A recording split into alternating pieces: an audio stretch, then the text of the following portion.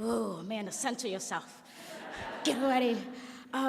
Before I read my poem, I wanted to give my most sincere thank you to the Library of Congress and Tracy K. Smith for involving me in such a phenomenal occasion. So round of applause to this program, please.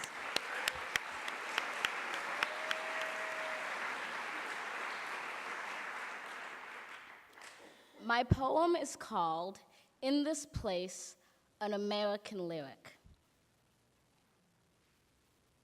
There's a poem in this place, in the footfalls, in the halls, in the quiet beat of the seats. It is here, at the curtain of day, where America writes a lyric you must whisper to say. There's a poem in this place, in the heavy grace, the lined face of this noble building, collections burned and reborn twice. There's a poem in Boston's Copley Square, where protest chants tear through the air like sheets of rain, where love of the many swallowed hatred of the few.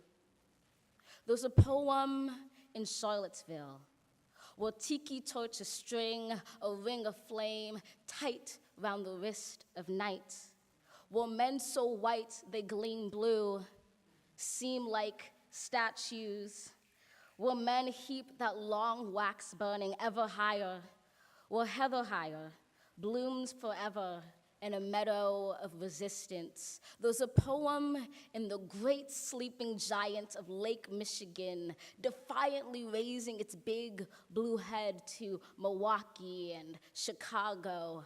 A poem begun long ago, blazed into frozen soil, strutting upward and aglow. There's a poem in Florida, in East Texas, where streets swell into a nexus of rivers, cows afloat like mottled buoys in the brown, where courage is now so common that 23-year-old Jesus Contreras rescues people from floodwaters.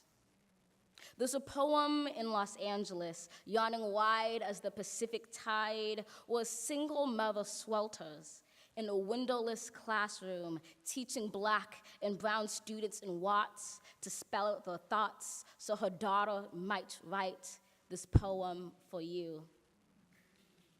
There's a lyric in California where thousands of students march for blocks, undocumented and unafraid, where my friend Rosa finds the power to bloom in deadlock, her spirit the bedrock of her community. She knows hope is like a stubborn ship gripping a dock, a truth that you can't stop a dreamer or knock down a dream. How could this not be her nation, su nación, our country, our America, our American lyric to write to? A poem by the people, the poor, the Protestant, the Muslim, the Jew, the native, the immigrant, the Black, the brown, the blind, the brave, the undocumented and undeterred, the woman, the man, the non-binary, the white, the trans, the ally. To all of the above and more. Tyrants fear the poet. Now that we know it, we can't blow it. We owe it to show it, not slow it. Although it hurts to sow it when the world skirts below it. Hope, we must bestow it like a wick in the poet so it can grow lit, bringing with it stories to rewrite. The story of a Texas city depleted but not defeated, a history written that need not be repeated, a nation composed but not completed.